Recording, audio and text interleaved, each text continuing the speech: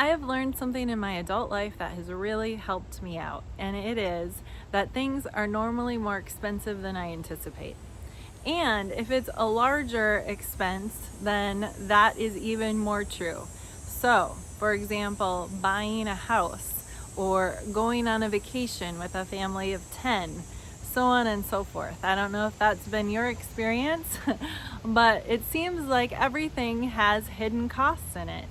And I've discovered that if I just anticipate that it's going to cost more than I'm expecting, then when that happens, I'm not frustrated, I'm not stressed out by it, but it's what I had really planned to have happen all along.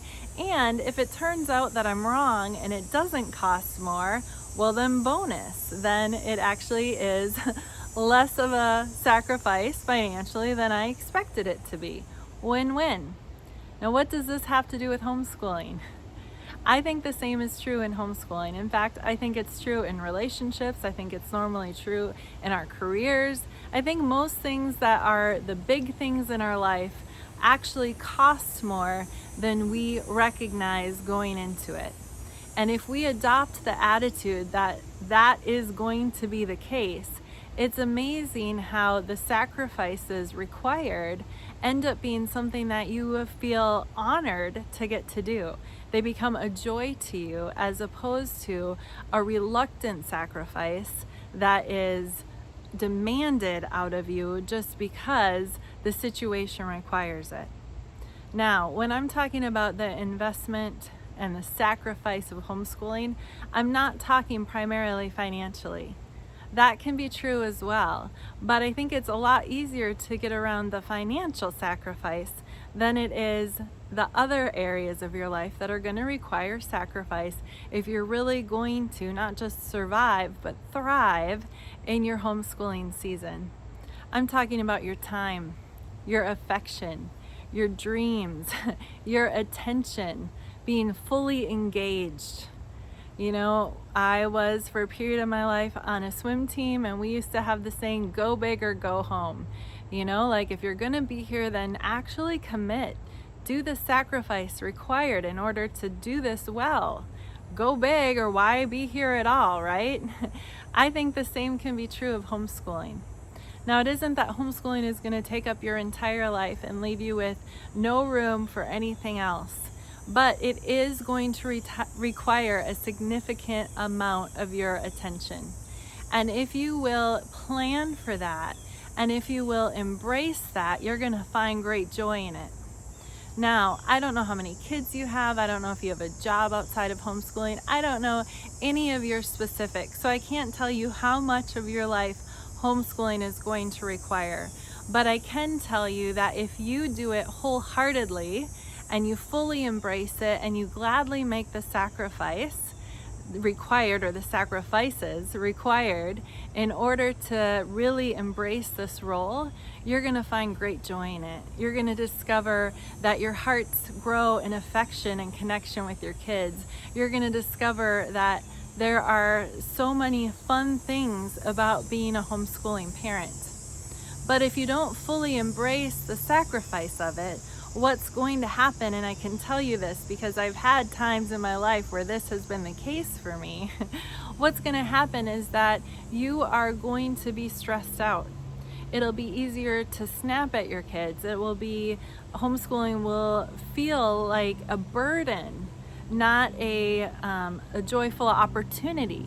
You're going to not be as present when you're there because you're going to be distracted by other things. You're going to be muted in your connection with your kids because your heart's not going to be fully into it. But if you make the sacrifices required, if you set aside the time that is really going to be needed in order for you to not just do the homeschooling in that moment, but to plan and to prepare and to do the follow-up that's necessary as well. If you plan for that and you build that into your life and that becomes one of your primary priorities, and you allow everything else to kind of fall into whatever time is left, you're going to discover that your heart actually becomes engaged in the process, that it becomes alive with ideas, that you have fun with your kids and your love for them grows and their love for you too. Now, I had this experience like a year or so ago, probably actually maybe a little more than that. It doesn't really matter. You don't care exactly when it happened, but I think I've shared it before. But the experience is this. I was at the Mall of America with my family. We were celebrating a birthday and my whole family was there. One of the kids had a couple friends that were there as well. We had some extended family. We were there for most of the day, going on rides at the amusement park there in the mall. And towards the end of the day, people had been starting to leave, and we just had some of our kids that were going on a couple more rides before we were gonna head out. So Jamie was with those kids going on rides, and I was sitting at a table. I had my youngest with me, and she was sleeping. We were at a table at one of the food courts there, and my 3 oldest kids were with me, teenagers, and they were just sitting there chatting with me. We were talking to each other. We were discussing, kind of things that were going on in our lives, things that some of the kids were working on. We were talking about some books and shows that they were watching, and there was nothing completely remarkable about our conversation.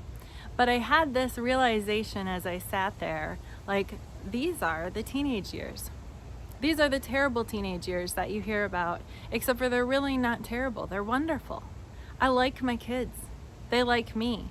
Our relationship isn't perfect, but it's really good and it's genuine and it's authentic, and they talk to me and we love each other and they love each other too.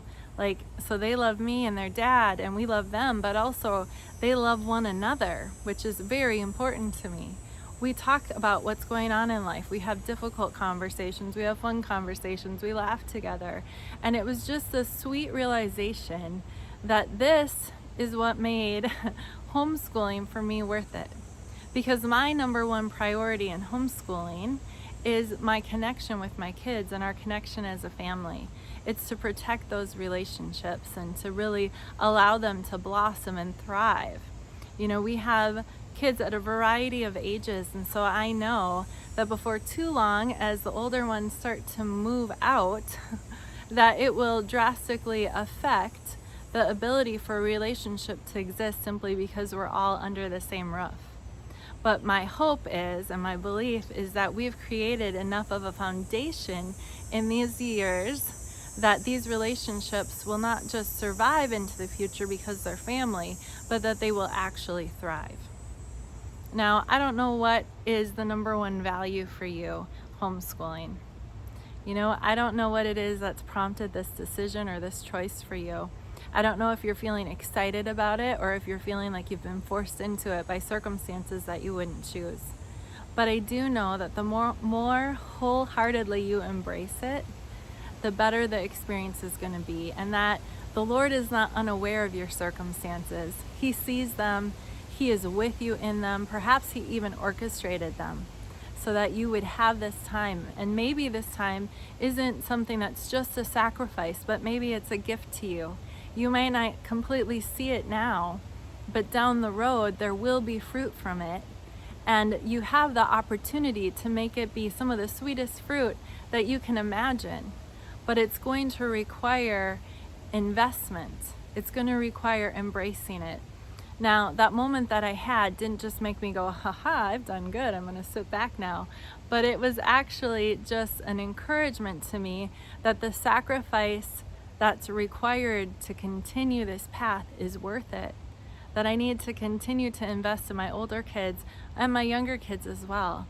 There are always areas for me to improve. I have definitely not arrived, but I've had moments where I've tasted of the sweetness of previous sacrifice, and it has always encouraged me to keep going. So I want to tell you, keep going. Be willing to say no to other things because of the yes that's in front of you in this opportunity with your family. Don't allow the distraction of the world, because there are so many distractions, to take away from this experience for you. This is a great opportunity, and if you fully engage in it, you're going to discover that there is great joy, not just in the fruit down the road, but also in the experience as well. So bless you. May you right now even find that your heart is lighter and freer and more filled with anticipation than dread at the sacrifice that may be required, but anticipation at the possibilities that saying yes to this journey will bring you.